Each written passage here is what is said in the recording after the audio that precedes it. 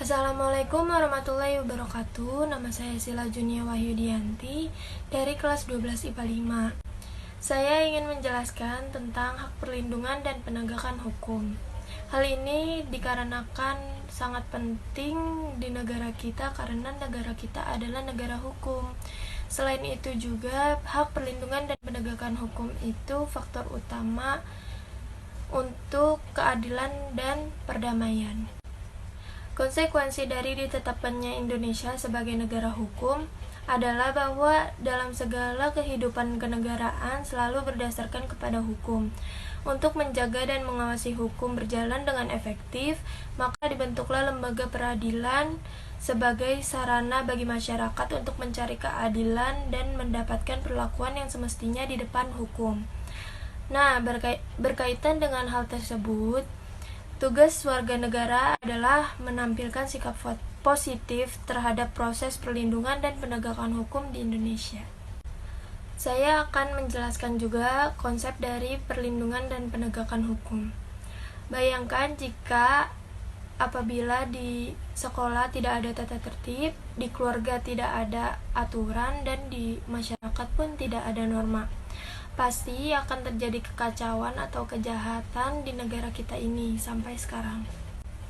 Apa sebenarnya perlindungan hukum itu?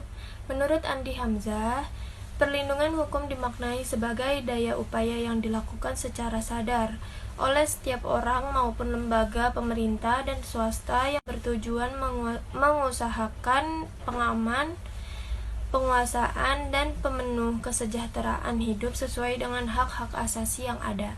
Fungsi dari makna tersebut yaitu untuk melindungi kepentingan manusia.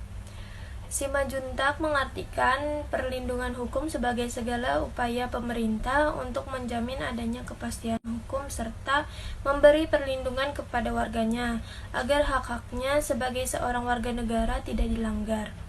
Dan bagi yang melanggarnya akan dapat dikenakan sanksi sesuai peraturan yang berlaku.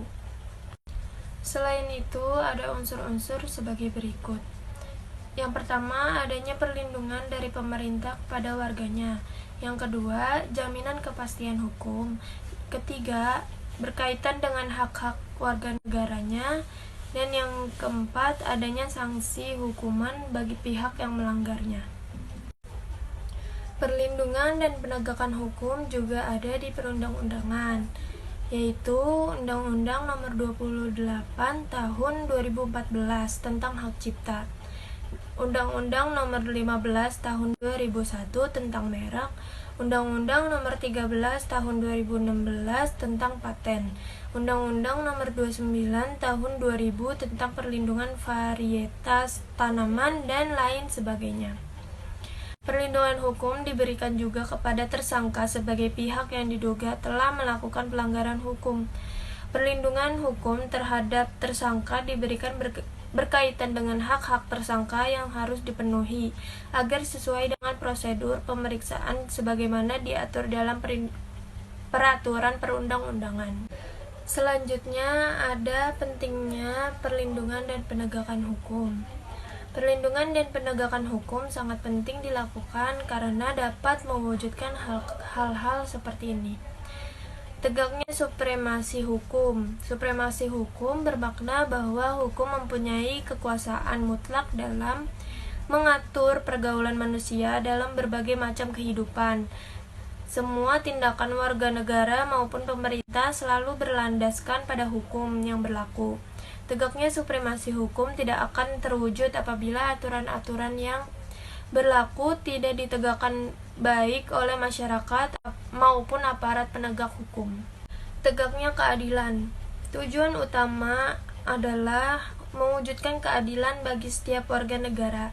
Setiap warga negara dapat menikmati haknya dan melaksanakan kewajiban merupakan wujud dari keadilan tersebut. Hal itu dapat terwujud apabila aturan-aturan ditegakkan. Dan yang terakhir, mewujudkan perdamaian dalam kehidupan di masyarakat. Kehidupan yang diwarnai suasana yang damai merupakan harapan setiap orang. Perdamaian akan terwujud apabila setiap orang merasa dilindungi dalam segala bidang. Hal itu akan terwujud apabila aturan-aturan yang berlaku dilaksanakan. Ada pula faktor-faktor dari perlindungan dan penegakan hukum tersebut, yaitu yang pertama, hukumnya. Dalam hal ini dimaksud adalah undang-undang yang dibuat tidak boleh bertentangan dengan ideologi negara.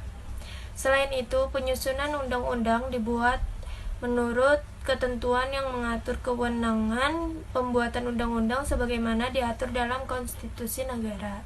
Dan yang kedua, ada penegak hukum. Yakni pihak-pihak yang secara langsung terlibat dalam bidang penegakan hukum. Penegak hukum harus menjalankan tugasnya dengan baik sesuai dengan peranannya masing-masing yang telah diatur dalam peraturan perundang-undangan. Yang ketiga, ada masyarakat, yakni masyarakat di lingkungan di mana hukum tersebut berlaku atau diterapkan. Maksudnya, warga masyarakat harus mengetahui dan memahami hukum yang berlaku, serta menaati hukum yang berlaku dengan penuh kesadaran akan pentingnya dan perlunya hukum bagi kehidupan masyarakat. Yang keempat, sarana atau fasilitas yang mendukung penegakan hukum. Mencangkup tenaga manusia yang terdidik dan terampil, organisasi yang baik, peralatan yang memadai, keuangan yang cukup, dan sebagainya. Ketersediaan sarana dan fasilitas yang memadai merupakan suatu keharusan bagi keberhasilan penegakan hukum. Yang terakhir ada kebudayaan, yakni sebagai hasil karya cipta dan rasa dari manusia di dalam pergaulan hidup. Dalam hal ini, kebudayaan mencakup nilai-nilai yang mendasari hukum yang berlaku. Nilai-nilai mana merupakan konsepsi-konsepsi abstrak mengenai apa yang dianggap baik sehingga dianut dan apa yang dianggap buruk sehingga dihindari. Nah, dari hal tersebut, perlindungan dan penegakan hukum sangat penting dalam negara kita. Dari sekian banyak dan terima kasih. Mohon maaf jika ada kesalahan kata-kata atau perbuatan. Dari Sila Junia Wahyudianti, wassalamualaikum warahmatullahi wabarakatuh.